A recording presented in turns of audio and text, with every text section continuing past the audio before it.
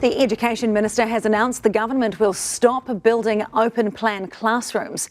Erica Stanford says while open plan designs were intended to foster collaboration, teachers are struggling to manage noise and student behaviour.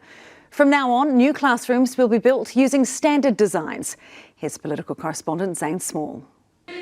The Education Minister delivering exciting news to Newlands Intermediate. We are going to be getting an extra new 10 classrooms, which is a welcome development for a Wellington school that's around 200 students over capacity. The smallest classroom is 29 students and the largest being 31.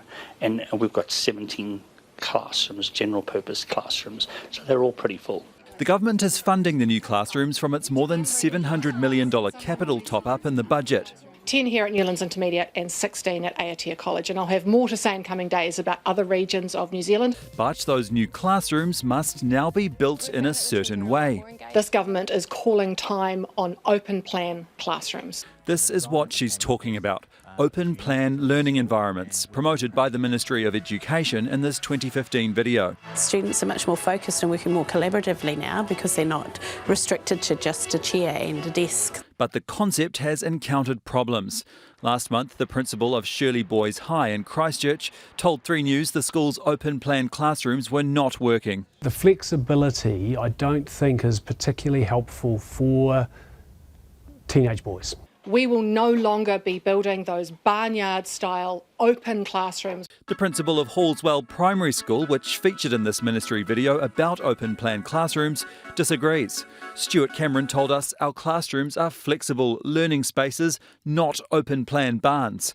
We have several breakout rooms in every space, providing our teachers with a range of options that traditional single-cell classrooms lack. I gave schools the choice. I said that schools could choose what kind of classrooms they opted for.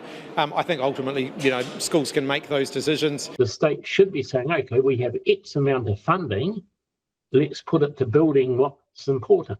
And in some areas, a school will look different to other areas, depending on the needs and the community and what they want. Why not continue to offer choice if it works for some schools? Well, we will say to schools, if there is an exceptional reason that they would like that style of classroom, that they can put their case to us. The principal of Newlands Intermediate is satisfied, though, with the government's plan to build classrooms that will have glass sliding doors to open the space when appropriate. Personally, preference, I like the idea of a flexible open up, close when you can. It gives options. And it was something these students could get excited about. Well, OK, Zane, new classrooms, but have we got enough teachers to put in them? Well, at the beginning of this year, the Ministry of Education warned of a teacher shortage of more than 1,200. And more recently, unions were pointing out that high school teachers were one of the groups that had their pay equity claim axed by the government. And there was concern that pay was kind of holding the profession back. I asked Erica Stanford today if there had been any progress on filling the gap with the teacher shortage, and she said there had been some progress. The minister told me there's been a 25% increase in the provisional number of teachers in training compared to a 6% increase last year.